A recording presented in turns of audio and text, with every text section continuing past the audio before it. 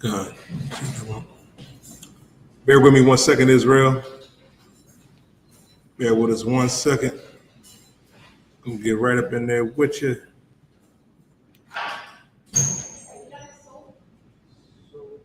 Get right up in there with you.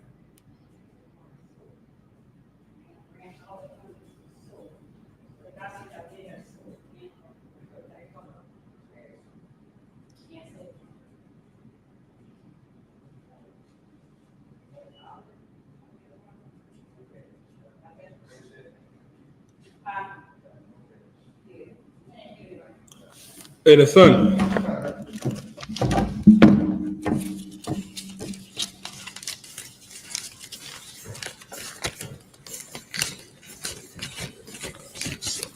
Get a sister this. Who's on that? What's up?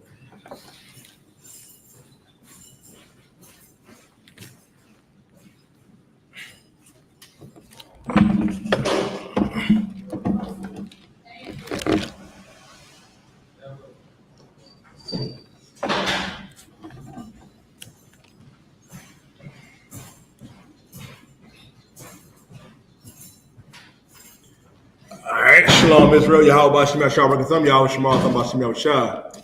I am priest and officer of 5,000 Yadai. I'm holding it down this Thursday. Tonight is Thursday night history class. Title of the class. Let me more to come. Hashtag World War III. I know y'all know nothing. World War III is right here. You see Iran. They ain't messing around with Israel, man. Let me go to show you something, right? Some people that claim to be Jews, Goldberg, Steinberg, Heisenberg, he's not a Jew. And I'm going to show it to you, man. Can I get Revelations, the 2nd chapter and the 9th verse? You know what I mean? Of course, if y'all have any questions, type your questions into the chat. I'll be answering y'all questions tonight. Answer all your questions. All of them. Yeah, Revelations 2 and 9. Yo, Revelations 2. Verse 9. Let me get that. Bubble show. God. This is the book of Revelations, chapter 2, verse 9. I know thy works and tribulation. The Bible says, I know thy works and tribulation. Now listen, man. Christ is saying he knows our works. He knows our tribulation. He knows, you know what I mean, what the true Israelites are going through. He knows the work that we put in, man. He knows the tribulation that we go through. What tribulation does Goldberg go through? Being truthful and honest. What tribulation does he go through? Nothing. He owned the Diamond District. Come on, for sure. Steinberg owned the Diamond District. He owned Hollywood, the music industry, every industry there is. He in the sports, all that. Christ is saying, I know thy works and tribulation. He know what we go through, black man, Latino man, First Nation man and woman. This doesn't fit the description for the so-called Jew. You understand that? Go ahead, Nathan. Keep reading. God. And poverty. And what? Poverty. And poverty. Ooh wee. Explain them to you. That's another thing the so-called Jew don't know what we go through. He has no idea. Also, too, right? It says, I know thy works and tribulation and poverty. I want to propose something to everybody, right? Could you imagine? Let's go back in time for a minute. Could you imagine after 1948, Nathaniel, after the end of World War II, that the oppressor tells the other oppressors who claiming to be Jews, right? The Jewish people. He tells them, you know, instead of giving you billions of dollars of reparations for what Germany did, we're in not moving you into another country.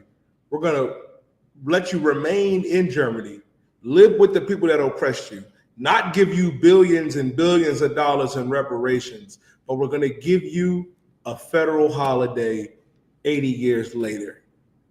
That's not really a federal holiday because you're still going to be required to work. See, the so-called Jew, that's not what happened with them.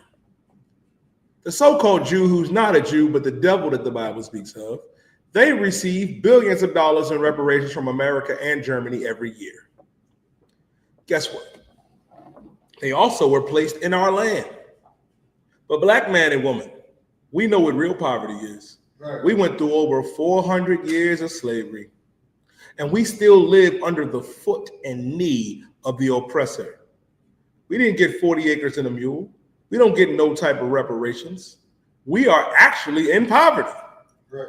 That's why Christ said, I know thy works and tribulation. He knows the work we put in. He knows the tribulation we go through and poverty. Read. God said, but thou art rich. But thou art rich. What does it mean when thou art rich? I'll tell you. We're rich, black, Latino, and First Nation man and woman. And I'm going to tell you why. Because we're the real Jews of antiquity. We're the Lord's chosen people. We're the people that our God chose. He did not choose everybody. He chose blacks, Latinos, and Native American Indians. That's who the Lord chose. That's who our King gave up his life for. Didn't give up his life for everybody. Keep reading. God. And I know the blasphemy. The what? The blasphemy. The blasphemy. Ooh-wee. Ooh-wee. Ain't that what your church pastors talk about? They're talking about, oh, this is blasphemous. Well, this is what Christ is saying is blasphemous. Keep going. God. Blasphemy means to go against God. Be against God. Keep reading. God. Of them which say they are Jews. Of them that say they are what? Jews. Which say they are Jews. There's a people that say they are Jews. Read. God. And are not. And are what? Not. And are not. Now, Christ said there's going to be a people that claim to be Jews and are not. Who is that talking about? And before y'all start tripping and say, well, we could be talking about you crazy Israelites. Let me tell you why it doesn't talk about us. First of all, the so-called Jew, Goldberg, Steinberg, and Benjamin Netanyahu, they don't believe in Christ. They don't. Right. Because Christ is talking about them. It says, which say they are Jews, the blasphemy of them which say they are Jews and are not. Because the people that are claiming to be Jews, they're not. But they're this. Keep reading.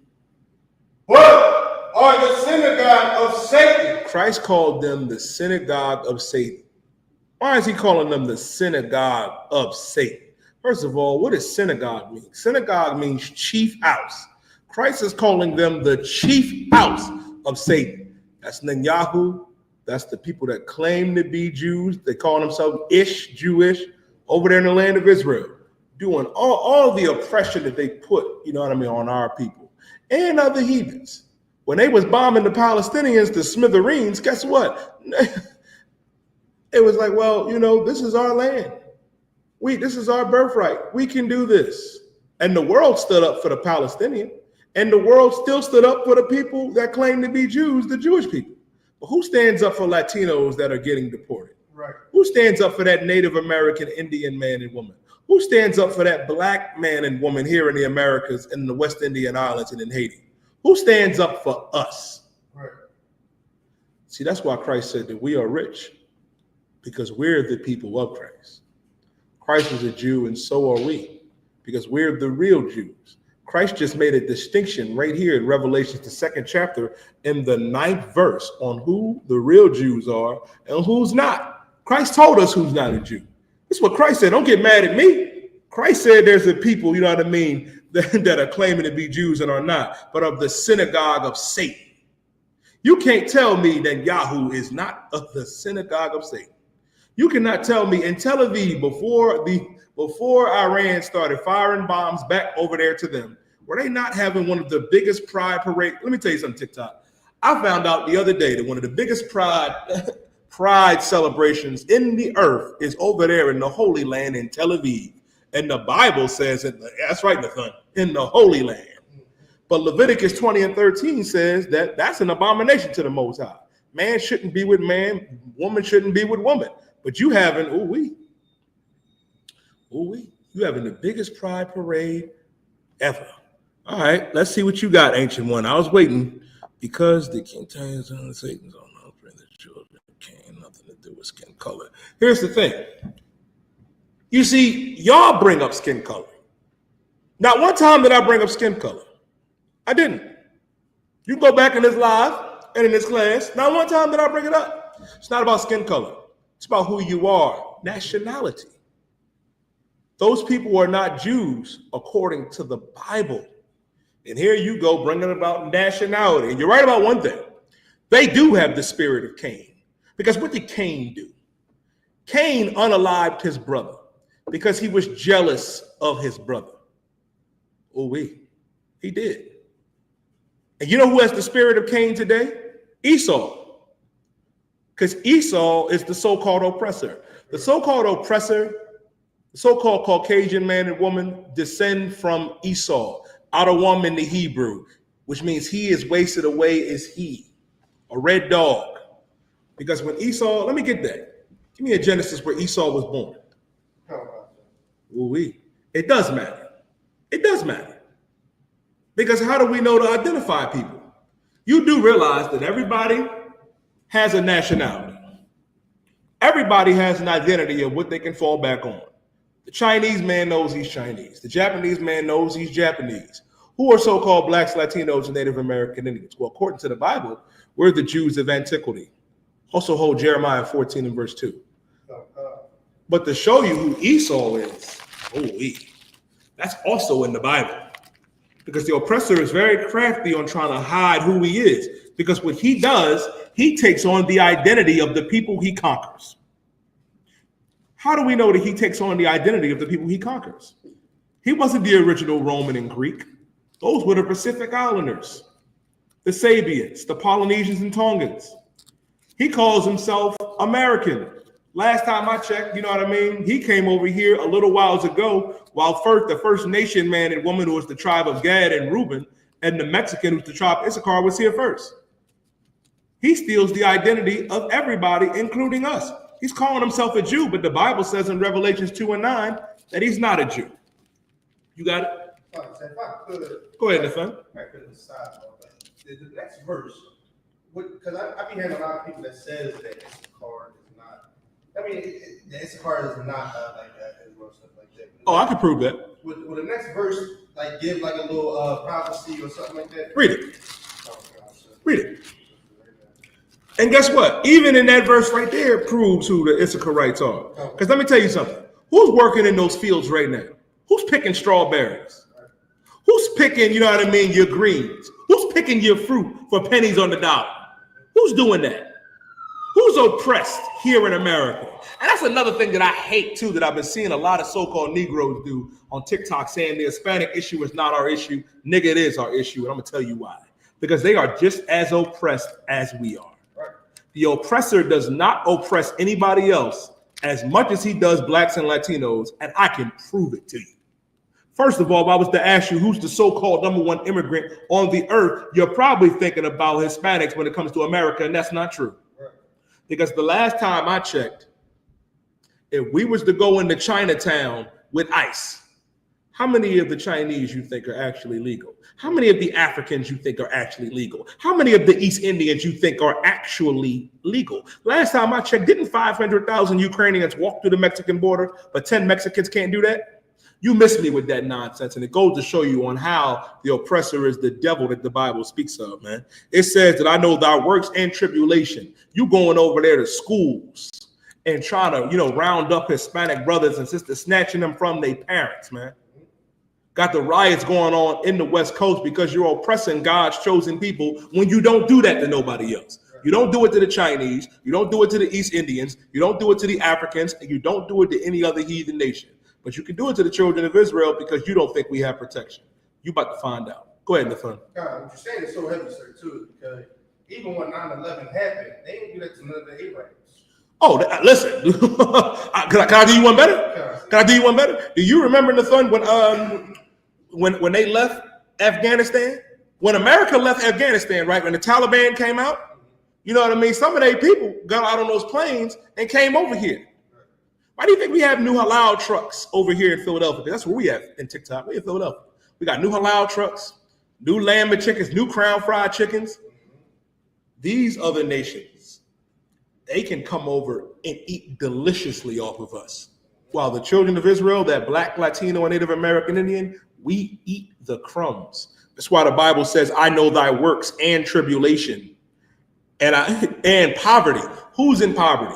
Who's going through tribulation? Nobody else can say that. Ooh, we. Keep reading. God, verse 10. For none of these things which thou shalt suffer. Fear none of those things which thou shalt suffer. You know why we shouldn't be afraid? Because we got to understand something. We have a God, black man, Latino man, First Nation man and woman. We have a God that sits high and that sees everything. And he's stirring up that trouble you see over there in the Middle East. I don't want you to think that the oppressor can do any of this evil and nothing is going to happen of it. The earth is our God's footstool, and he sees everything that goes on. He sees what he's doing to our Hispanic brothers and sisters. He sees what's going on with that First Nation man and woman, the Seminole Indian man and woman. Hell, today is Juneteenth. And, you know, Juneteenth is a holiday that black people celebrate. You know what I mean? It shows the commemoration of our freedom from the physical bondage of slavery. But we're still in slavery, black, Latino, and First Nation man and woman. We're still in mental slavery. You still got to go to an elevator plantation. You still got to pay an electric bill, a water bill, and everything else. Don't pay your bills and don't pay your car note to see what happens. Don't pay that rent. Don't pay that mortgage. Because let me tell you something, Lord Christ, YAHUAH. I'm going to tell you what's so heavy about, you know what I mean, what they said on TikTok. Trying to say, oh, that's the one true Israel. It proves that we're the real Israelites for this reason. Because we're the ones that is going through that tribulation. Africans don't got to worry about, you know what I mean, somebody kicking down their door and snatching their babies from them. Right. You only do that to Hispanics. You don't do it to the Chinese. You don't go down there to Chinatown and round them up because they got a country and you got to deal with that. The Arabs have countries, and you can see it. Donald Trump is real big and bad, talking bad about the Hispanics, talking about the Haitians, talking about the West Indians, talking about so-called black people. But when it comes to those other nations, we got to make a business arrangement with them. We got to sit down. We got to go to the table about this. We can't have any of that. We have to sit down. We have to talk. Right. You know why? Because he ain't stupid. They not. But in a sense, they are stupid. Because like I was saying, we have a God. And our God told us, fear none of those things which thou shalt suffer. Read. Child of God, behold, the devil shall cast some of you into prison, that ye may be tired. Listen, devil's going to cast some of you into prison. Black man and woman, we shouldn't have to worry about that because we was born in prison. Right. We was born in prison. Ooh, we. Edgeron. Ooh, we. Edgeron said, God backs Trump. Ooh, we. He said, God backs Trump. Good night. I can show you in the Bible that God is against Trump, that God is against the oppressor. That's a rough one. Listen, I haven't heard that in a while. He said, God backs Trump. Got on my TikTok today and said, listen here, nigga, God backs Trump. Well, I'll prove to you that he doesn't. Man. Get me, Bubba Quashaw. Get me. You got the right brother today. Right. Give me in Psalms. I believe it's Psalms 107. I think it's 109 and verse 15. Paraphrase, set thou a wicked man over him. Paraphrasing. He said, God is with Trump. I'm going to show you that God is not.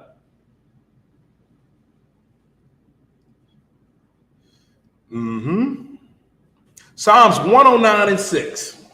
Oh, God. Give me Psalms 109 and 6. It's the book of Psalms, chapter 109, verse 6. Set thou a wicked man over him. Set thou a wicked man over him. Let me tell you something, man. A wicked man has been placed over everybody. Who is that wicked man? That wicked man is none other than your boy. Ooh, we keep going.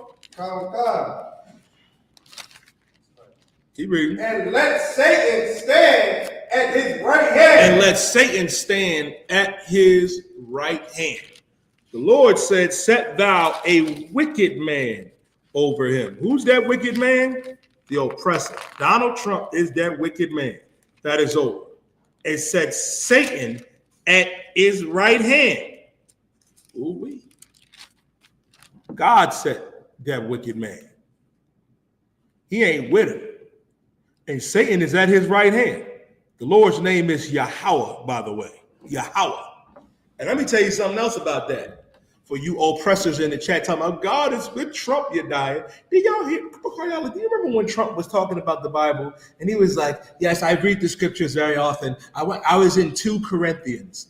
I put this on my rank. He said 2 Corinthians. He said I was in 2 Corinthians. God ain't with it.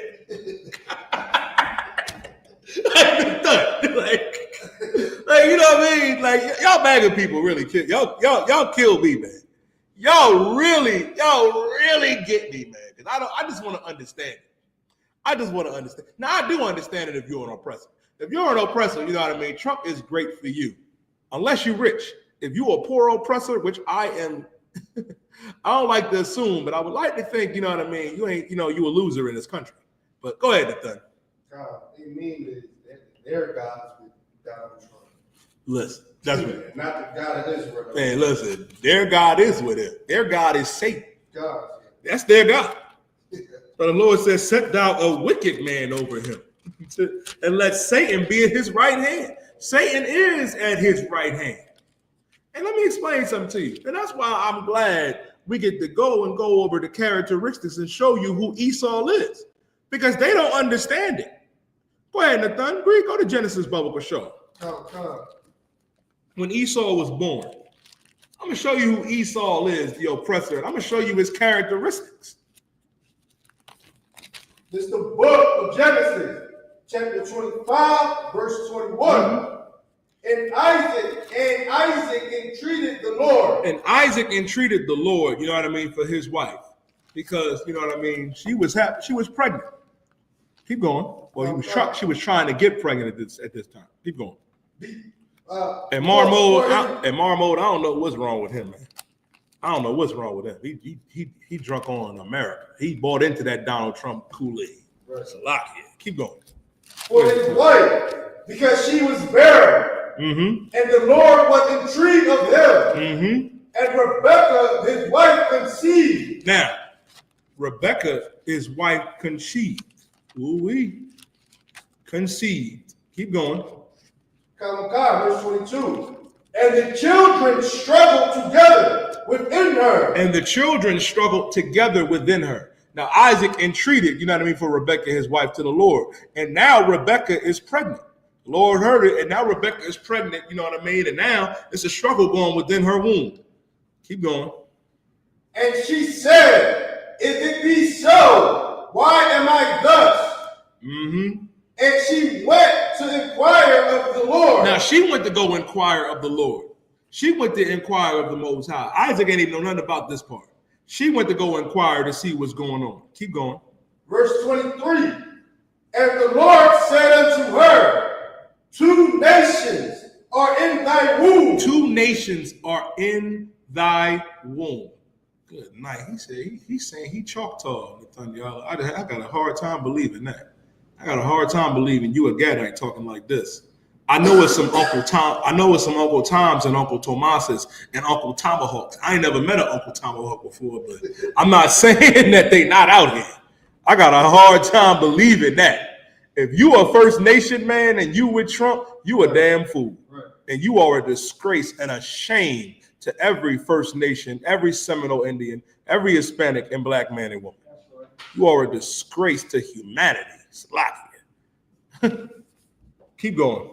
And 2 manner of people shall be separated from thy bowels. And 2 manner of people shall be separated from thy bowels. Meaning this, Rebecca is pregnant with twins, but they're two different nations. They're two different people. Keep going. Come. And the one people shall be stronger than the other people. And one people shall be stronger than the other people. Ahia, you just missed it. I just broke down Psalms 109 and verse 6, where it set thou a wicked man over them, and let Satan be at his right hand. And it's Shalom, warrior. Shalom. I ain't gonna go there, but keep reading it, son. Come. And the elder shall serve the younger. The elder shall serve the younger. Now the Lord is telling Rebekah that two nations are in thy womb, and they shall be separated from thy bowels, and the elder shall serve the younger. Now she knows that her older son is going to serve the younger son. Let's find out who they are. Keep reading. Come. Verse 24. And when her days to be delivered were fulfilled, behold, there were twins in her womb. Now, there were twins in her womb. There are two babies. Keep going. I'm going to get to you in a second, brother. Verse 25. And the first came out red all over like a hairy garment. And the first came out red all over like a hairy garment. The first child, you know how the child came out, and he's hairy and red all over. Who is that? God damn. This is insane, the fun. They done removed my life. I thought I lost my magic. I thought I lost it, Bakar, y'all. Let me see if I can appeal. They was in the comment sections talking crazy too, Bakar. They was in the comment section talking. One brother came in there talking about, y'all worship Jesus. Let me tell you something about these old, let me give y'all, you know what I mean, a little nugget, you know, a little wisdom for these Old Testament Israelites when they come out here and they say that y'all worship Jesus. You know, y'all talk about YAHUSHA. You do know Christ is prophesied all throughout the so-called Old Testament. Y'all do know that, right? You do know that. That's Daniel, the 7th chapter. Numbers, I believe, the 24th chapter. All throughout Deuteronomy. They just don't read. We're back onto the topic at hand. Now, Esau came out red and hairy all over like a hairy garment. That's the so-called white man that calls himself a Jew, who's not a Jew, but the devil that the Bible speaks of. Everybody else, you know what I mean, around this time had some color to him, had a little melanin, you know what I mean? Now, Esau came out very different, because that's why it's described right here in the Bible, because it's like, oh, he coming out red and hairy all over, and who does that describe today? That's the so-called white man, Nathan. That's him. Read that again. And the first came out red all over like a hairy garment. And they called his name Esau. And they called his name Esau. Esau in the Hebrew is out of one. He is wasted away as he, a red dog. Keep going. Verse 26. And after that, his brother out, and his hand took hold of Esau's heel. And his hand took hold of Esau's heel. Ooh-wee. Ooh-wee. Jacob came out, and his hand was on Esau's heel. But Coriel, can you hold 2nd Ezra 6 and 9? Let me tell you something was so heavy about that, right? And we was just talking about this and why it is so important to understand, right? When Esau came out, because mind you, they was in the womb, they was rumbling, Jacob and Esau, because they two different nations. And Esau came out, and when Jacob came out, his hand is on his heel.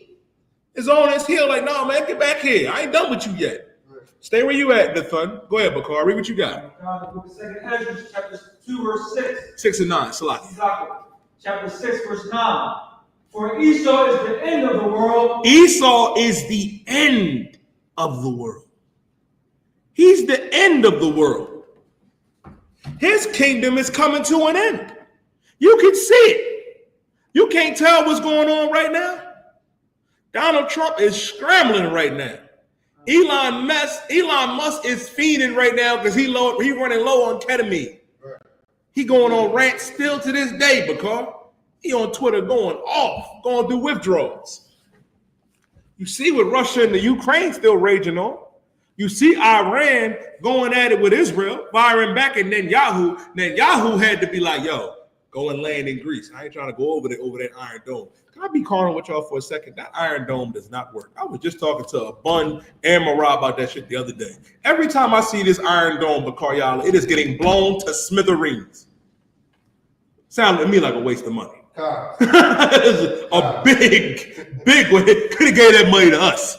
Now, Esau is the end of the world. His society is coming to an end. Keep reading. And Jacob is the beginning of it that followeth. And Jacob is the beginning of it that followeth. Jacob's hand taking hold of Esau's heel. We're that kingdom. We're taking over. Our kingdom is going to be glorious. Esau is the end of the world. And Jacob is the beginning of it that followeth. And in our kingdom under Christ, with the 144,000, guess what? The scripture also says, when the righteous bear rule, the people rejoice. When the wicked bear rule, the people mourn. Everyone is going to rejoice when blacks and Latino and First Nation men are in rulership, are in place. And let's go back to Walter. Go ahead, son. Go back to where you at. God. So you want to top of 25 or start at 26? Start at 26. God. Verse 26. And after that come his brother out, and his hand took hold of Esau's heel. Now, his hand took hold of Esau's heel. Jacob was like, nah, I ain't done with you yet. Now, also, Esau came out first. Keep that in mind. And Jacob came out second. Esau is the elder. Jacob is the younger. Keep reading. And Jacob is our forefather. The forefather. I'm too old to it. I appreciate it. You funny. Jacob is our forefather. He's the father of blacks, Latinos, and Native American Indians. Keep reading. And his name was called Jacob. And his name was called Jacob, Yaquab in the Hebrew, man. That's our forefather. The forefather of that black and Latino and that First Nation man and woman. Now keep going. And Isaac was 80 years old when she bare them. Verse 27.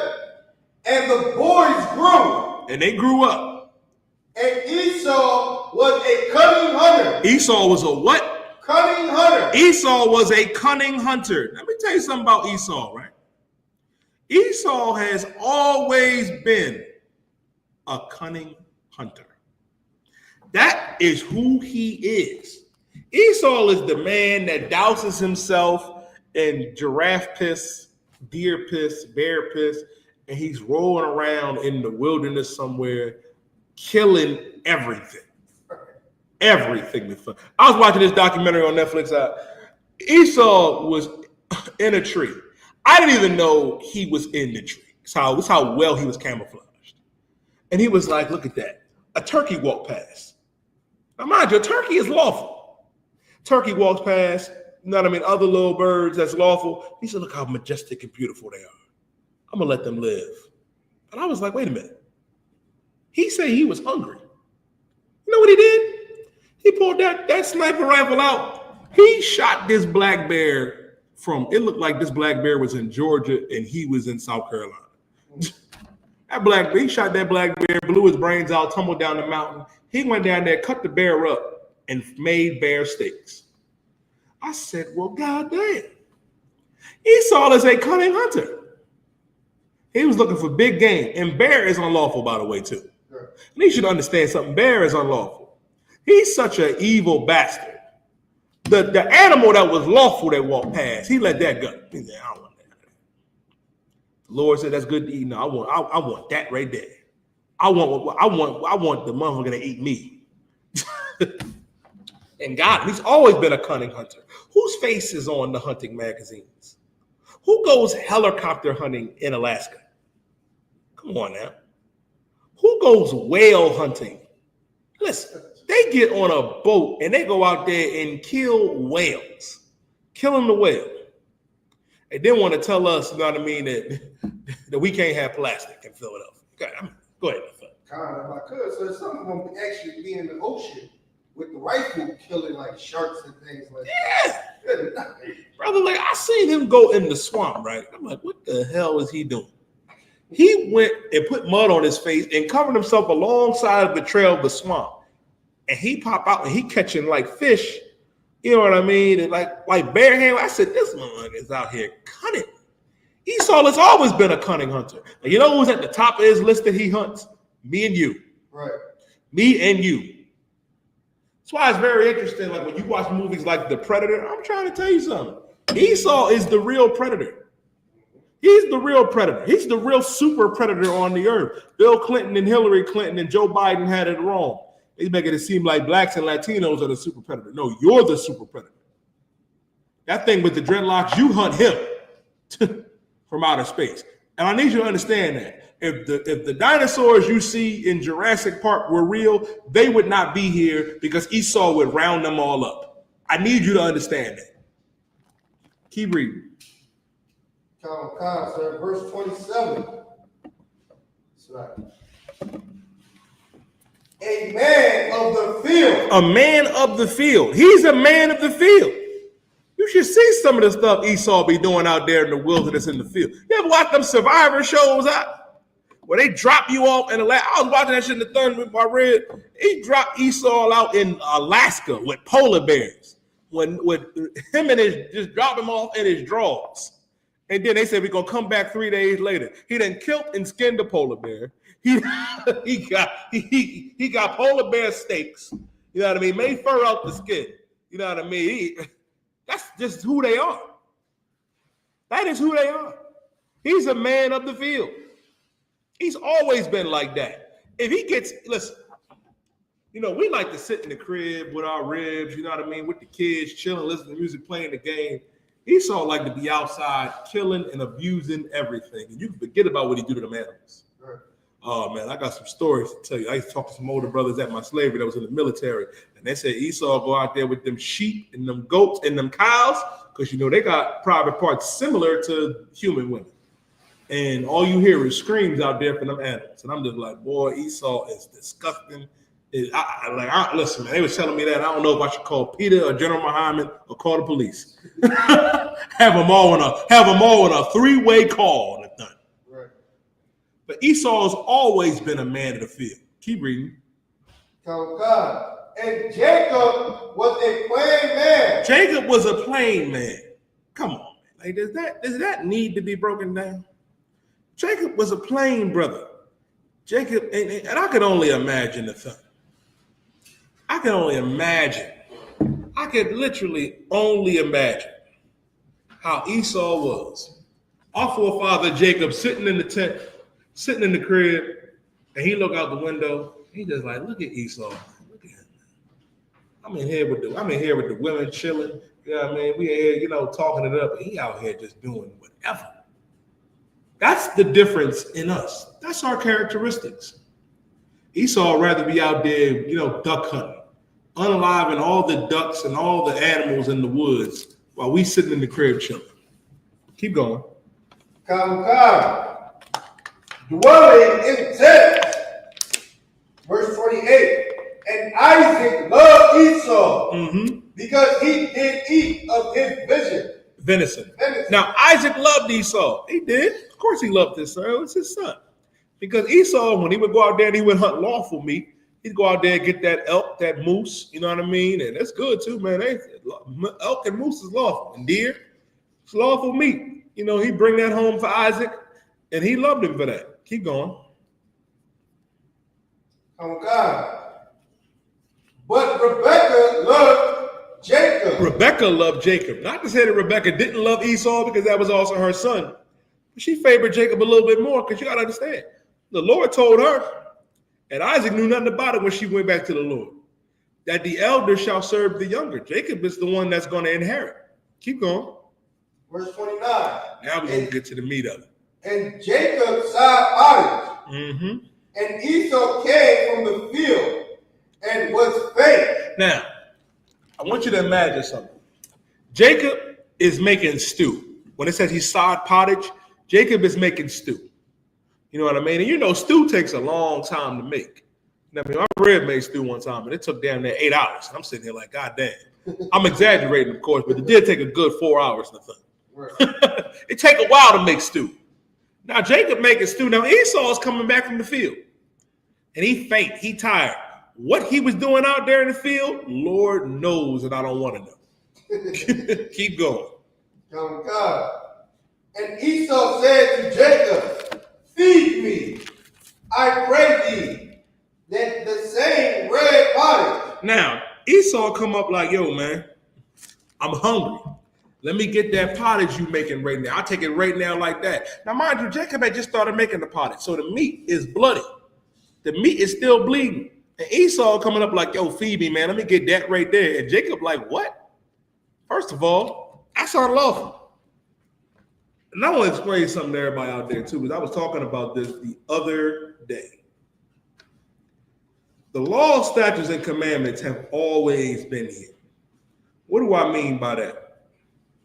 The laws have always been here. When they say the law of Moses, they make it seem like eating shrimp, crab, and pork and lobster was unlawful only during the time of Moses. Eating shrimp, crab, pork, and lobster and your meat bloody was also unlawful during the time of Adam. How do we know that? How do we know that? I'll give you a precept. If you go to Genesis, the 26th chapter, right, I'll read this. Genesis 26:5. It says, because that Abraham obeyed my voice and kept my charge, my commandments, my statutes, and my laws. If Abraham kept the Lord's laws, statutes, and commandments, because that's what it says. Abraham obeyed the voice of the Lord, kept my charge, kept my commandments, my statutes, and my laws. How did Abraham know the law if the law came around during the time of Moses? Adam was given the law when he was given that breath of life. The breath of life is the law, statutes, and commandments. That's Baruch 4:1. Because Abraham had to learn the law from someone. He had to learn it from his father, Terah. His father had to learn it from his father. His father's on down. Eber, all the way up, you know what I mean, to Noah. And before that, and all the way up to Adam. The law has always been here. So what Esau is asking is unlawful. He's like, yo, let me get that red pottage. And Jacob like, what? You know you can't eat that. Also shows you what kind of man Esau is. And the comment earlier about the one nut on TikTok, Nathan, was correct about. He has the spirit of Cain. He has that same spirit of Cain, that same murderous spirit, going against the grain, going against the Most High. And the Lord has always known that about Esau. It is in Esau's nature to go against God, to go against the Most High. Him even asking for this stew, raw and red, is insane. Keep going. For I am faint. Before was his name called Edom. Verse 31. And listen, that's how we got the name Edom and why they are called Edomites today. Keep going. Verse 31. And Jacob said, sell me this day thy birthright. And Jacob saying, man, sell me your birthright. You want this red pottage? You want this red stew? Sell me your birthright. He joking with you. He ain't really, you know what I'm saying? Sell me your birthright, nigga. If you really serious about that. Keep going. Verse 32. And Esau said, behold, I am at the point to die. And what profit shall this birthright do to me? He said, what profit should this birthright do to me? That's Esau's first mistake. Esau didn't value his birthright because it was never meant to be for him. Right. He was never meant to be in charge. Your birthright is to die for. Keep going. Verse 33. And Jacob said, swear to me this day, and I swear unto him. And he swore unto him, and he sold his birthright unto Jacob. He sold his birthright unto Jacob. He sold it for some red stew. He sold his birthright for bloody stew. He still eat his meat bloody to this day. You go there, you show him a steak medium well, he's gonna be like, yo, that's an abomination. You gotta have the blood gushing out. He's always been like that. Go ahead, Bakari. Sorry, sir. It's funny because I was watching TikTok, YouTube, Instagram. And it was, oh, we're making a perfect steak. I'm like, so they make it. I'm like, no, it's so like raw. But they trying to convince you that, oh no, it's good. I'm like, I had a medium well or whatever. All it is warm, uncooked food. I'm like, God, it would taste, it's chewy. I'm like, I don't want that. So it's like, Right. He's a nasty man. He's a nasty man. I'm gonna tell you what's heavy. I was in a restaurant one time, Bakari, and I kept watching this devil send his steak back.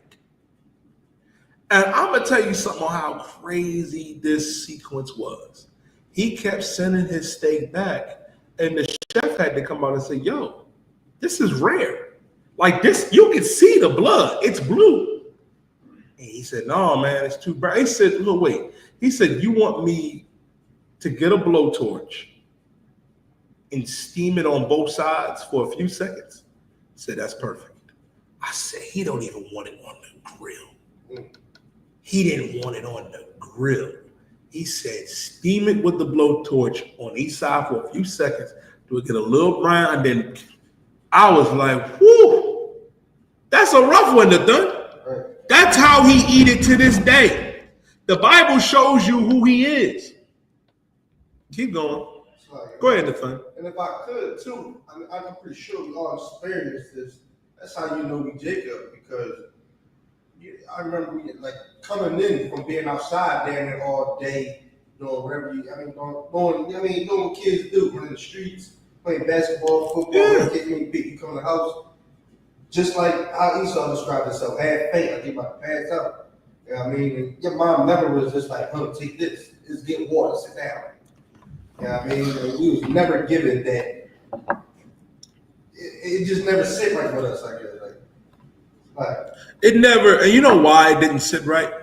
Because we're two different people. Right. We are two different manner of people, Nathan. Like Esau is who he is, and we are who we are. Like you see it in our characteristics. He's a man that would rather be in the field. If you ever seen him like getting when y'all get a chance in your own time, right? I want you to look up the ecstasy that they get when they get a kill after they kill a deer or something in the woods. On how excited they get, they start to shake. And, oh my God. One eater might call his dad, Dad, I killed a buck. I killed him. Oh my God, it was so exhilarating. It was, oh my God, yeah, it was amazing. You like, God damn. That's them. I don't think we've ever been that excited about anything in our lives except for maybe that first time we got a little tail. And that was never the fun. The fun was just it. Yeah. Never the fun. It was just a business transaction with that. Most of, not every Jew. That's why I'll be like, the fun might be Benjamin or something. But understand something. But that's Esau in him. Well, our nature is to chill, to relax, to be out the way. He in the way. This is who he is. Now, him selling his birthright, he did that. And then he tried to steal it back. He tried to steal it back. And here's the thing. I can't even say steal it back because we didn't steal nothing from Esau. Right. He's the one that tried to steal it from us. You should have held on to it, but it was never meant for him to have. It was never meant for Esau to have. And that's why our God doesn't want us to trust him. Like, this is why what we have to understand, especially with this Juneteenth, right? Give me the fun. Man. Give me an Ecclesiastes, a gift destroyeth the heart. me get that biblical show.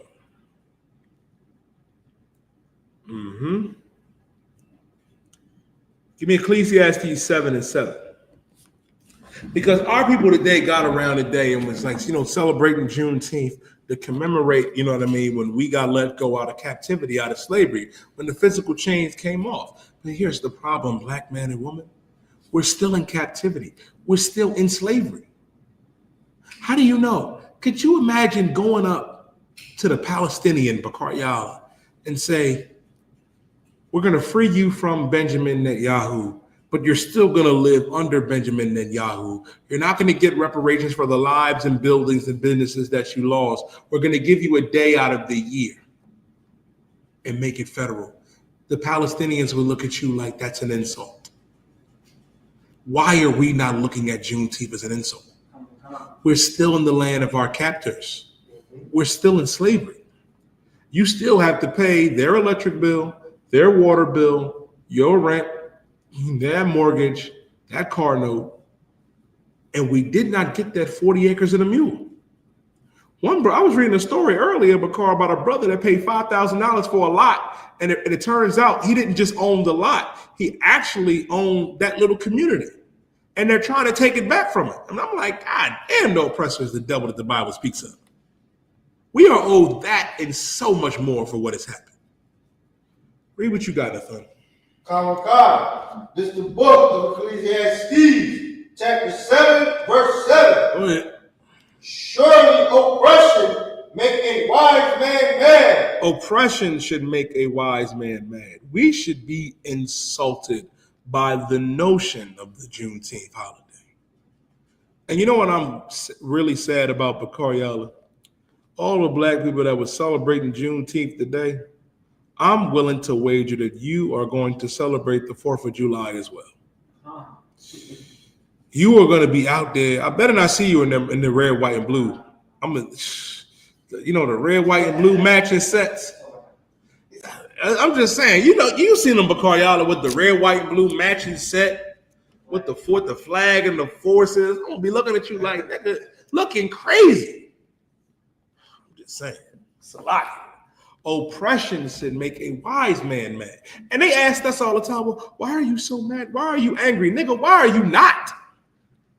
You wondering about, you know what I mean, the protests going on with our Hispanic brothers and sisters and us. Why aren't you angry? You're not angry enough. You're not upset enough. Oppression should make a wise man mad.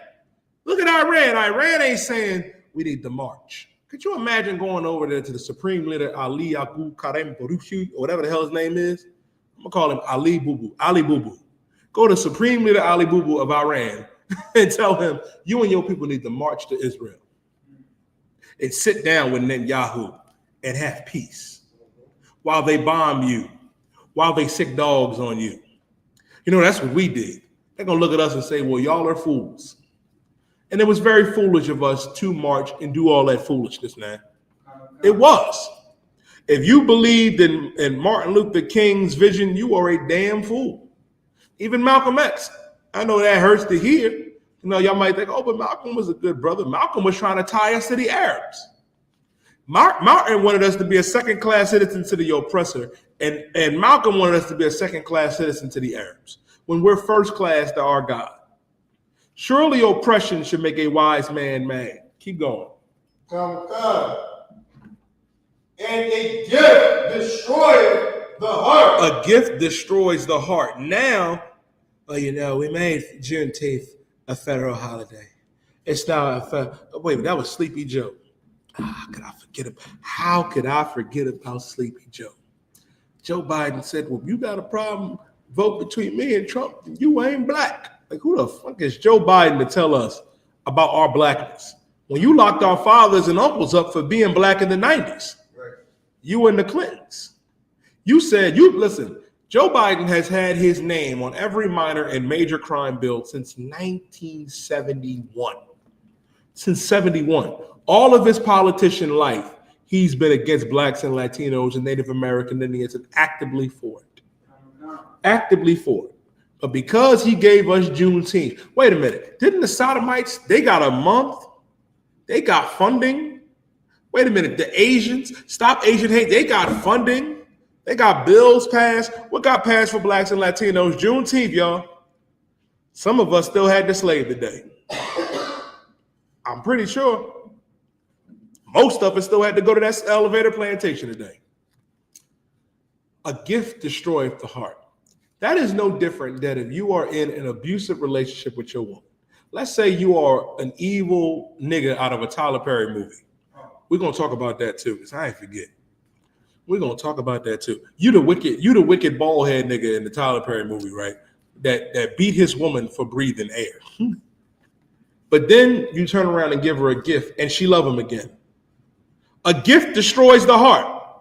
Don't forget that the oppressor is the devil that the Bible speaks of, because you got Juneteenth. Don't forget that. Don't forget that. Hell, you can give a couple million in reparations. It ain't gonna do nothing. There's nothing the oppressor can do now.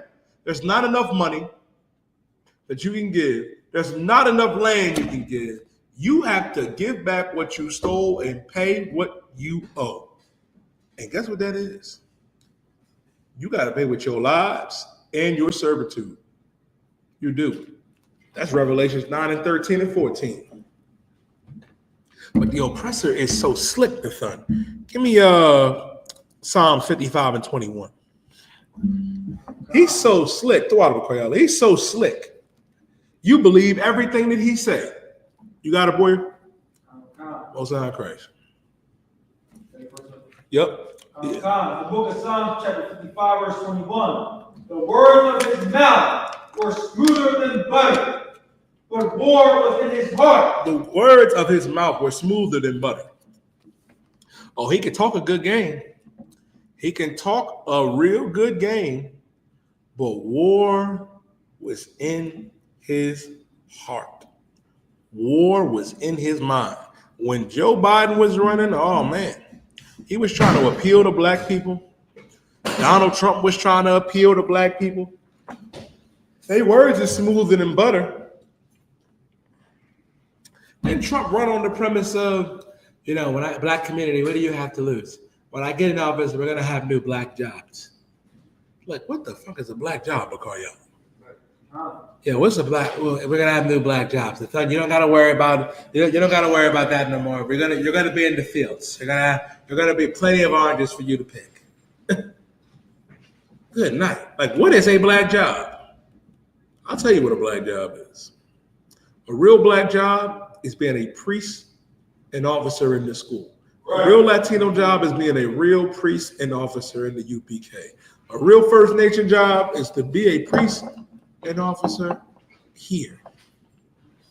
His words were smoother than butter, but war was in his heart. How do you know war was in his heart? Talking all that good stuff, right? And now look what you're doing to black people. Look what you're doing to Hispanics, man. War was in his mind. Them ICE raids is a damn shame, man. Black men, we need to stand with our Hispanic brothers and sisters, man. We need to stand with La Raza, because we are one people, one family. Nosotros somos familia, una raza. We are one nation, one people, and we have to stand together. Go ahead, Nathan. God, and if I could, Trump proved day and out that he's a devil, because I don't know if you see that video with the Mexican woman was like, he promised us, so he could promise y'all. He promised y'all, and basically they always do. Yeah. Listen, that's this precept. His words were smoother than butter. He made promises. I know what he said. Let me tell you something. That's all they do is make promises and lies. Go ahead, Nathan. If I could, too. And to understand that, because I see a lot of black people, like I know you see them on Facebook or Instagram. I felt bad for the Mexicans until I seen this, and then there'll be that video. Like Donald Trump, they go for Donald Trump. And it's like, they do that to us all the time. They do. So instead of us, looking at the Mexicans and looking at them with so much hatred because they voted for Donald Trump and they supported him, we support our oppressors the same way too. Anything y'all are here. You damn sure do. You damn sure do. You sit up here on TikTok talking about, It's not our issue. We don't have to worry about the Hispanics. They're not our people. I'm willing to bet everything. You got a problem with another brother right now. You got a problem with another sister right now. You hate your own people too. You do want to talk about Hispanics. And that goes to show you that we family. Because nobody can hate like family. Nobody can get on your nerves the way family do. I see y'all. I see you FBA niggas. Foundational Black Americans. Talk about the Hispanic problem is not our problem. But you will kiss the whole crack of the white man's ass. Right. Donald Trump will spread both cheeks and you will lick it. You niggas make me sick, man. You want to stand with the oppressor. You want to stand with these other nations. Umar Johnson, another nigga like that. The King Kong of black consciousness. You know what I mean? Let me tell you something. When Commander Johnny Hanna played that video on Black Watch of him saying, you trifling ass Negroes, you trifling black people, only 200,000. You wouldn't dare say it about them Hamites, them trifling, nasty, disgusting Africans that you kissing they behind, wearing dashikis, looking foolish. And an African did nothing for you. Hamites did nothing for you. You won't go and ask and beg them. You and the purple faggots in the IUIC. You going over there to Ghana. You going over there to, to Nigeria and begging them. That's why they whooped y'all ass. So I get from my language, but understand something. But you want to treat your own people like garbage. You want to treat your own like garbage, but you'll kiss the behind of the heathens. And let me tell you something. And it also brings me back to a precept that Christ said. When Christ said to love your enemies, you know who he was talking about? He was talking about that fellow black man and woman. He was talking about that fellow Latino man and woman. He wasn't talking about these heathen nations. He was talking about forgiving your brother, forgiving your sister, forgiving your father, forgiving your mother. Because let me explain something to you. We are in the same captivity, in the same hell. And that's a problem that I had in the world too. I had a problem with forgiving my own father. I had a problem with forgiving like my own brother. But realizing that we in the same hell together, it makes sense. I can't be mad at you for your addiction, for your issues, because the oppressor is the root and cause of all that. Right. He brought the drugs in there. He brought the guns in here. You blaming your brother and your sister, because I hate when brothers say, well, you didn't have to take it. You didn't have to do the drugs or shoot nobody, but you're disqualifying the person that introduced this evil to us. Right. Who's more wicked? Me for doing the evil or the person that introduced the evil to me? But because the person that introduced the evil to us is white, you want to forget. That's why the Bible says his words is smoother than butter. They like to tell us, Bakariala, well, there's black on black crime. Black Negroes kill each other all the time. Let me ask you a question. Is Zelensky and Vladimir Putin, are they both not white? They both white. They killing each other by the hundreds of thousands. They going to war with each other, dropping bombs on each other. You do know white people kill each other, right? You do know that Asians kill other Asians, right? Right. India and Pakistan, did you know they the same people? Indian and the Pakistanis, right, are both children of Elam.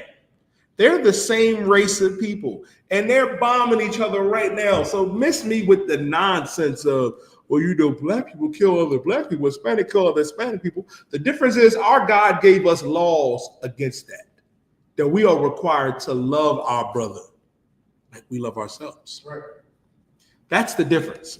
But the oppressor is words are such smooth as butter. He came in and said, well, black man, that Mexican, he's coming for your job. Is that what Donald Trump did? Well, the illegal immigrants are taking the jobs.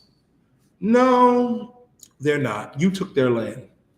You took our brother's land, and you took us and put us in captivity. His words were smoother than butter, but war was in his mind. Keep reading. Go ahead. If I could, to think about it, what's crazy? Like you just said, they took our brother's land and enslaved us in our brother's land. That's like me taking somebody and me taking your people or taking you, your family, and enslaving them to call our house. Yeah. It's not disrespectful. I'm gonna take it a step further. It's crazy. I'm gonna take it a step further. That'd be like Me going into your house, right? I kill you, lock your kids in the basement. I eventually die years later. My kids say, come on, the fun kids, come up here in the house and live with me. Who house does it belong to? Exactly. That's what happened to the children. That's what happened to Gad. That's what happened to Issachar. Y'all, can you give me Habakkuk chapter 2 and verse 12? That is exactly what happened. Now that the kids don't realize, now the kids is like, oh, let's let them up. Why are they, let's let them up from the basement. Come and live with me. Come sleep on the couch. Stop sleeping on the floor. I'm gonna sleep in my bed though, but sleep on the couch, man. It's cool. That's what happened. That is exactly what happened. When the house would belong to you, Nathan, and your kids. Oppressor came in and killed us, raped us, did whatever, buried us in the yard, or left us there to decompose, and now he die off and his kids come up who benefited. That's why also in Isaiah 14 and 21, when it says, prepare slaughter for the iniquities of their father. Prepare slaughter. Because white people will say, well, it wasn't me. I didn't enslave nobody. You didn't. But your father did. Your grandfather did. Right. And you got to pay for it. We're going to come back to this. Read what you got, Makariala. The book of Habakkuk, chapter 2, verse 12. Woe to him that buildeth a town with blood. Destruction to him that buildeth a town with blood. You came over here on the Mayflower. You came over here and raped and abused the First Nation man and woman.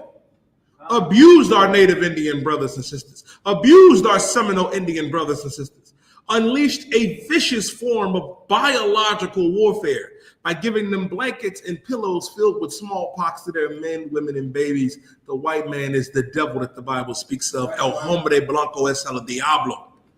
Bible says, woe, meaning destruction to him that buildeth a town with blood. We're walking on the blood of the Mexican, the blood of the Native American and Seminole Indian and First Nation man and woman, the blood of the Negro, man. Keep going. And it established a city by iniquity. And you established a city by sin. Iniquity is sin. Philadelphia was established by iniquity, by sin. Because this place, man, is the cage of every unclean and foul bird. They tell us that pork is the other white meat, that being a sodomite is an alternative lifestyle. That's why our God said destruction to this place for what they have done to our people. And they have to pay for it. That's why World War III is happening. That's why what you see right now, what's going on, this was prophesied about, and why you can't be worried, you can't be scared. Because let me tell you something. Give me Matthew 24 and verse 6. That's what Christ said, man. Because I went over it last Friday when I taught. You know what I mean? I was going over, Zechariah, that when the bombs dropped. Listen, Zechariah 14 and 12, man, when it talks about how when them nuclear bombs drop and that heat is going to melt you where you'll stand, where your eyes is going to disintegrate in your head and your tongue and your mouth. Watch Terminator Judgment Day. They said that the scientists, when they saw Judgment Day, Terminator 2, when they saw that scene where Sarah Connor was at the park and that nuclear bomb went off, they said that is the most accurate depiction of what a nuclear bomb would do. You are going to burn and disintegrate right then and there. If you look, man, listen. If you go to Hiroshima and Nagasaki today, and you go to certain parts in the sun, the outline and shadows are still there. You'll see kids playing basketball, playing jump rope. You see couples shopping, You'll see their shadows ingrained on the wall. Do you know how hot that has to be? Where you disintegrate completely and your shadow is left? What? Russia and Iran ain't playing. They ain't playing, America. Listen, Russia came out there and said it yesterday, Nathan. They told America to stand down. They said, if you bomb Iran, we gonna bomb you. Go ahead, Nathan. Did they say something today about telling Iran to stand down? You ever heard about that? Yeah, Trump told Iran to stand down. No. Trump said that He said that everybody asked everybody to evacuate Tehran, the capital of Iran. But yesterday, Russia told America to stand down from bombing Iran because Russia is allies with Iran. China is allies with Iran. If America steps in and bombs Iran, Russia, boy, then Saudi Arabia gonna get along. I read this also in Joel the 3rd chapter last Friday, man. Pack your bags. When you see Russia and Saudi Arabia coming up there getting ready to bomb, it's over. What else was you gonna say, Nathan? No, I was saying, somebody told me today that Putin told Putin in the chat that China told Iran to stand down. No, they did. Oh, they did tell us? They did. Okay. But here's the thing. But 9 hours ago, it says Russia warns U.S. against military intervention in Iran and Israel war. Russia does want Iran to stand down. But here's the thing. Russia, China, and America don't want this to happen. The Lord wants this to happen. The Lord wants them to go down, and like it says in Joel the 3rd chapter, into the valley of Jehoshaphat. It says, I will gather them there. That's a matter of fact. Let's get there real quick before we go to the Matthew 24. Hold Matthew 24. Let's go to Joel. We're gonna go back to Joel the 3rd chapter. This is why it's important, man, to read your Bible, man, and ask questions, because what's going on, this was prophesied. This was prophesied in the scriptures many years ago. World War III is coming, and it ain't nothing nobody can do. Go to Joel 3 and start at verse 1.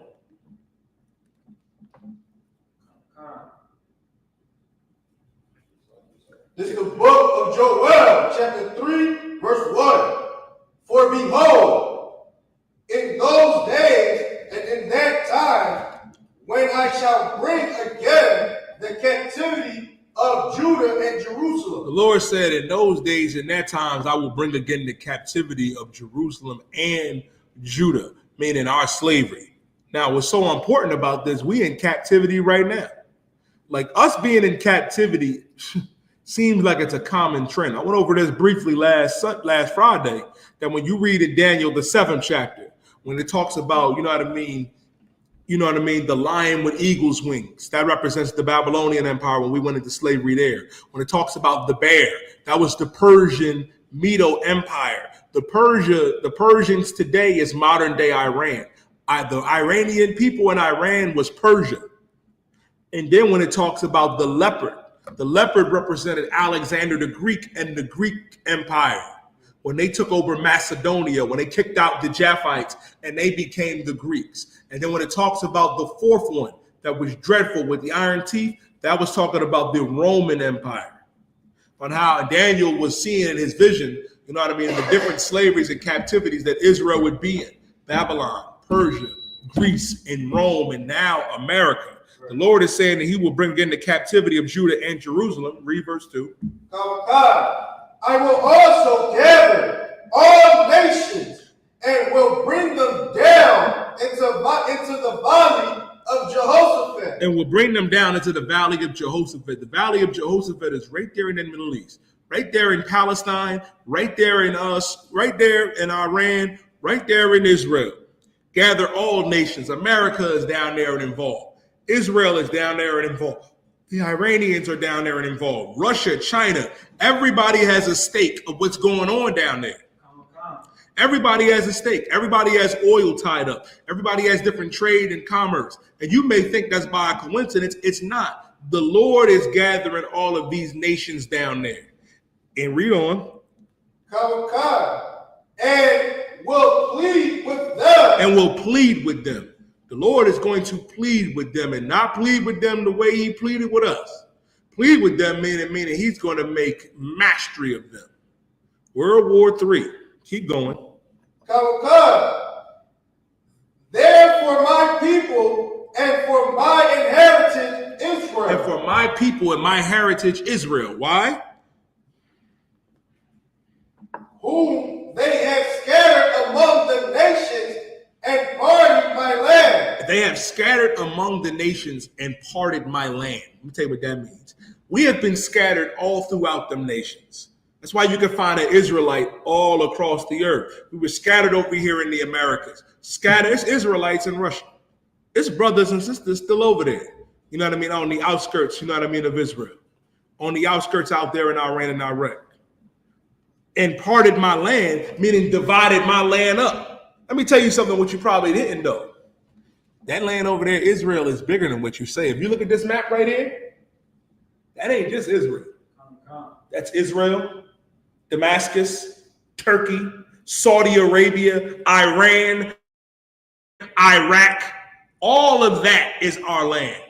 Our land is way bigger than what you think it is because they parted it. They divided it up. The Lord told us when we walked out of Egypt and went across over there to the Middle East, every nation that came up against us, not only did we not defeat them by the mercy of the Lord, we took over. Wherever our feet trodden, that became our land.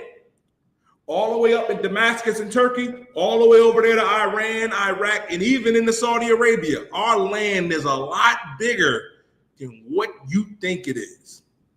A lot bigger. All of that belongs to us. The real land question ain't been raised yet. Palestinians saying it's my land. You oppressing me. But we were there before you. We were there before there was a Netanyahu and a Goldberg and a Steinberg and Abdul Rashid Muhammad Ahmed. You parted the Lord's land. And not only did you part our land and scatter us, this is what also you did to our people. Read verse 3. And they have cast lots for my people. You cast lots. You shook the dice and cast lots for us. They said, well, send some here, send some there, send some here, send some there. Transatlantic slave trade, man. You took over and you came over as early as 1492 and took the First Nation and Seminole Indian man and woman to Spain. Took the Mexican man and woman to Spain and oppressed them in Central America, in South America. Went over, you know what I mean, to the west coast of Africa, which at that time was called, you know what I mean, Port of Judah, because we were living amongst the Hamites when we fled out of Jerusalem from the Romans. When we fled out of Jerusalem from the Romans, when Vespasian and Titus took over, we fled into Europe and became the kings, it's called the Dark Ages, and we fled over there to West Africa and took over. And it was called Port of Judah. You came over there and took us and brought us over here. You cast lots for us. Keep going. Come. And have given a boy for an harlot, and so a girl for wine, that they might drink. You sold a girl for wine and young boys for harlots, and you've done much more than that. Sold our people, raped our people, abused them, unalived them. The Lord got something for you. Read verse 4. Come, verse 4. Yea, and what have ye to do with me, O Tyre? O Tyre, another part of our land, close to Damascus and in Turkey. Tyre, Zidon, keep going. And all the coast of Philistine. Of what? Of Philistine. Palestine. Oh, yeah, right there. Palestine. And all the coast of Palestine. Gaza, the real land question ain't been raised, Nathan. All of that belongs to our people. Read on. Will ye render me a recompense? You know what a recompense is? Alexa, what is the definition of recompense? Recompense is the act of repaying or remunerating someone for a service or aid received. It can also be used to define the compensation given for an injury or wrong. Woo! Recompense is a form of compensation, reward, or Thank you, Alexa. But thank you. You got to pay back what you owe. You got to pay back. And we're going to get back. That's how you know that we, the Lord, shows the people. That's all we care about is the get back. So does our God. He knows what you did. That's why he said, will you render me a recompense? Read on. And if ye recompense your recompense upon your own head. Listen. And if you recompense me swiftly and speedily, will I return your recompense upon your own head? Meaning for what you have done to me, yeah. Lord said he's going to return it on your head.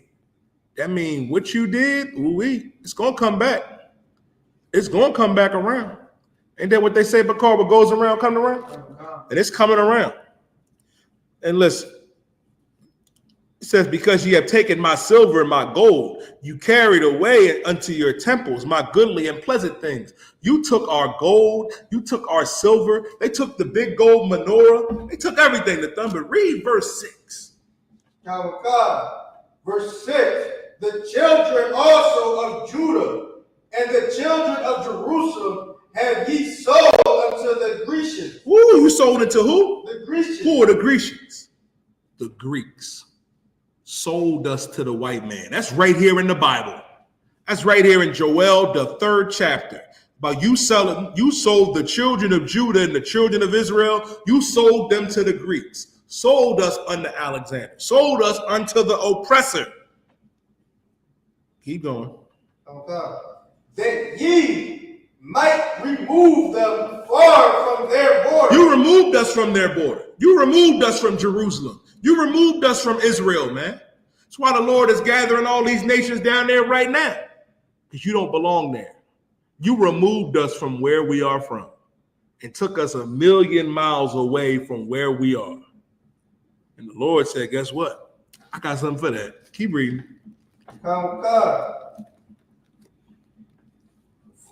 Verse 7. Behold, I will raise them out of the place whether ye have sold them. It said, behold, I will raise them out of the place whether you have sold them. And we being risen up right now here in the Israelite School of Universal Practical Knowledge under command of General YAHANNA. We being raised up right now from where you sold us. Keep going.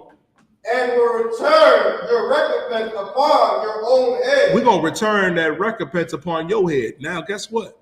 Now you going to get sold. Oh, yeah, that's in the next verse.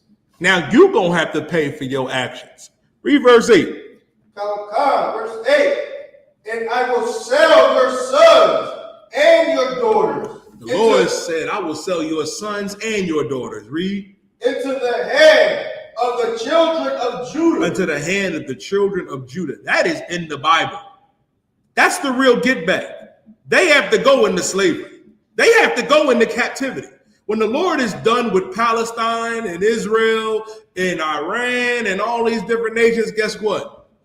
Y'all gonna get sold to us. Ooh, that's gonna be a rough one. Because Bakar got work to be done in his career.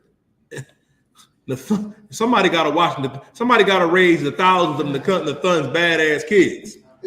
Somebody gotta do it. Listen, I need my yard done. I need the roof done. You got to rebuild the temple, Salakia. Keep reading. And into the hand of Judah. And they shall sell them to the Sabians. To the Sabians, read. Sabians. To the people far off, for the Lord has spoken. Listen, man, the Lord has spoken. We're going to sell, you're going to get sold into our hands, and then we're going to sell you to somebody else. Ooh-wee. That's gonna be a rough one. I'm gonna be bigger than Jeff Bezos in that day, Nathaniel. Right. I'm gonna be bigger than Amazon. I'm gonna be selling their kids on Wish. They Down syndrome kids, they getting sold on Wish. I'm telling you. Read verse 9. Verse 9. Proclaim ye this among the Gentiles. Proclaim ye this among the nations, among the Gentiles. Read. Prepare war. Prepare what? War. Prepare war. That's what's being prepared right now in the Middle East, man. War. Iran and Israel. Soon Saudi Arabia gonna get involved. As a matter of fact, India and Pakistan, they getting it on too. Prepare war. War is coming. And it has to happen. There's no way to avoid it. Trump and Pushaysty, you know, that real Pushaysty, Vladimir Putin, they doing the best they can, Nathan. They trying to prevent this from happening. But you got to prepare war. Keep going. Wake up the mighty men. Let all the men of war draw near. Let all the men of war draw near. Drop that. Can I get Matthew 24:6? Take some, man. War is inevitable, and you can't get away from it. It's right here. It has to happen. They trying to mediate it. They trying to make it seem. Listen, Nathan McCarr, they trying right now, but it's nothing they can do. This has been brewing for a long time. It's been brewing for a long time, and right now we gotta watch. Listen, I'm watching the way I watch football and the way I watch basketball. That's how I'm watching CNN now. I'm like, go ahead, Russia. I'm sitting here like, oh, Saudi Arabia, you get in the mix, my parlay gonna hit. That's the real parlay, Nathan Salakia. That's the real parlay. Let me get you Matthew 24, verse 6. God, the book of Matthew, chapter 24, verse 6. Go ahead. And ye shall hear of wars and rumors of wars. Ye shall hear of wars and rumors of war. Listen, man, we've been hearing about this for a while. You've been hearing about it for a minute, and it's been happening. You'll hear of wars and rumors of war. Keep going. Russia and the Ukraine is at war. Pakistan and Iran. Keep going. Pakistan and India. Salakia. See that ye be not troubled. Black man and woman, don't be troubled. I see you on TikTok. You know what I hate to see Y'all. They sitting on TikTok talking about this. Well, Iran, we had nothing to do with this. Don't attack us. What do you mean us? Us. We not with the oppressor. We not with them. That's our problem, man. That's our problem. Always want to be in somebody else and be included in somebody else's business. That ain't got nothing to do with us. It's a bigger fight we have to fight right now. You got to fight that nigga in the mirror. You got to stop smoking, stop eating shrimp, crab, pork, and lobster. You got to come back into the school and get your life together, man. Right. That's the war we got to fight. And if we do that, our God will fight for us. The scripture says in Exodus that I will be an enemy unto thy enemies and an adversary unto thy adversaries. We ain't got nothing to fear from them, man. That's why it's important for us to get right. Don't be troubled by what you see. You said, but you had a lot to say about the Mexicans. You had a lot to say about Issachar, man. We need to get back together with Issachar.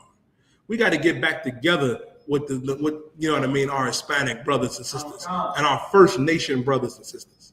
You too busy trying to love the oppressor. The oppressor got other problems on his hand right now that he got to deal with. And the biggest issue ain't even come together yet. The bigger issue is blacks and Latinos and First Nation men and women coming back into this U.P.K. Right. We do that, it's over. Keep going. God. And select. For all these must come to pass, but the end is not yet. The end is not yet. All this has to come to pass. Keep going. Verse 7. For nation shall rise against nation. Nation shall rise against nation. Let me tell you something. China is going to rise up against Taiwan. Russia is going to rise up against America. Saudi Arabia is going to rise up. Ooh-wee. You see Iran and Israel. Keep going. Come. And kingdoms against kingdoms. Pakistan and India. Governments against governments. Keep going. And there shall be famine. There shall be famine. Food shortages. You ain't seen nothing yet. Wait till them trucks can't get out there and deliver that food. Wait till them planes can't get over there to deliver the supplies. Ooh-wee. Keep going. Come. And pestilence. And what? Pestilence. Pestilence. Disease. Oh, the disease is coming. You thought the COVID-19 was rough. You thought monkeypox was rough. Keep being a sodomite. Keep thinking the Lord playing. There's plenty of diseases the Lord ain't unleashed yet. There's more disease and pestilence to come. Read. Come God. And earthquakes in diverse places. And earthquakes in diverse places. Earthquakes where you normally don't see earthquakes. That's why we got to do this, man. The Lord said this, and I'll clip it. Koyala, can you give me Revelations? Come on, let's put it. Can you give me the book of Revelation for Koyala 18 and verse 4, Baba Kushaw? The book of Revelation, chapter 18, verse 4. Matter of fact, can you read verse 3? Salakia word, can you read verse 2? The book of Revelation, chapter 18, verse 2. And he cried mightily with a strong voice, saying, Babylon the Great is fallen. Is what? Babylon the Great is fallen. Babylon the Great is fallen. America is Babylon the Great, and it's going to fall. Babylon is fallen to rise no more. Keep going. It's fallen. It's fallen. And it's become the habitation of devils. This place is a habitation of devils. This right here is the oppressor's playground. It's a habitation of devils. Keep going. In the hold of every foul spirit, in a cage of every unclean and hateful bird. In a cage of every unclean and hateful bird. Every foul spirit lives in America, man. Every foul spirit. You see them with their proclivities in this Pride Month. You know what I mean? Celebrating homosexuality when God said it was an abomination. Celebrating every evil and wicked thing. Read verse 3. Verse 3.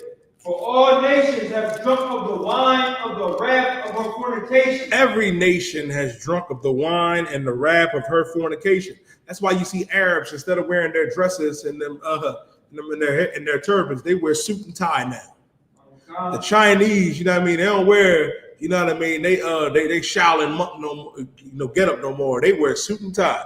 Japanese don't wear the samurai armor no more. They wear suit and tie. Keep going. And the kings of the earth have committed fornication with her. They committed fornication with her. They turned on their own gods and committed fornication with her and got down with America. Read. And the merchants of the earth are waxed rich through the abundance of her delicacies. Of her delicacies. Of her delicacies meaning this. These East Indians, Arabs, and Africans, and Chinese, and Japanese, and oppressors that call themselves Jews, they eat deliciously off of blacks and Latinos, man. They eat off of us. They benefit off of our enslavement. Read verse 4. Verse 4. And I heard another voice from heaven saying, come out of her, my people. Listen, the Lord said, come out of her, my people. Black, Latino, and First Nation man and woman, we have to come out of captivity. We have to come out of Babylon, the great whore. We got to come out of America. Read. That ye be not partakers of her sins. That we be not partakers of her sins. That we don't eat shrimp, crab, pork, and lobster. We don't use and sell drugs. That we don't abuse ourselves or our people. Keep going. And that ye receive not of her plagues. You don't want to receive of her plagues.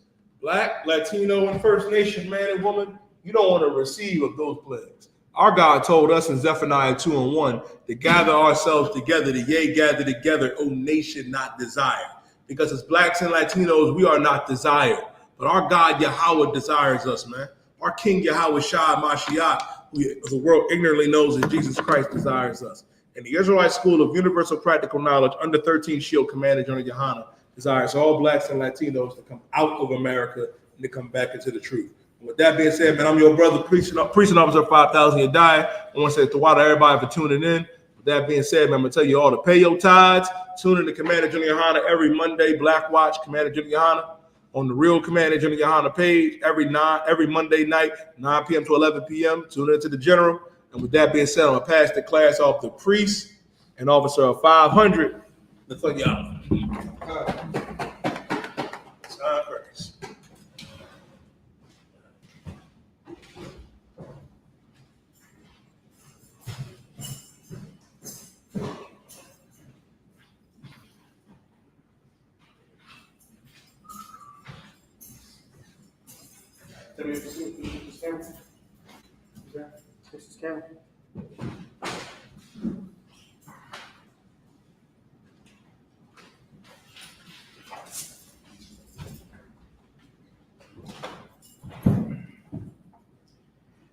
Shalom, Israel. This is I.S.U.P.K security announcements. We're the I.S.U.P.K starting out of 1 West, 125th Street, Long, New York. Rules for new brothers and sisters. When a new brother or sister comes into the school, they are off limits for 6 months. They are to be saluted only. They are here to shed themselves of the world. If they need transportation, the teacher will arrange it. After the 6 months, if the brother or sister has an interest in the particular person, he or she must get permission from the head to speak to a brother or sister. There is another 6 months in which a brother and sister will court each other. After this 6 month period, the brother and sister will get permission from the head to marry. Tithe, which is a commandment, you can find it in Numbers, chapter 18, verse 21, or Malachi, chapter 3, verse 8 to 10. 10% of means 10th in Hebrew, YAHUSHUA. 10% of any penny, any increase the Lord gives you, give to the teacher.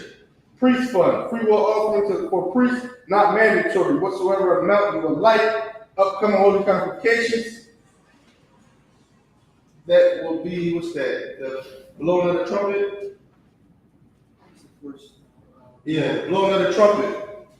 And that's the first day of the 7th month. That's on Sunday, September 21st, 2025. You can read about that in Leviticus chapter 23, verse 24 to 25.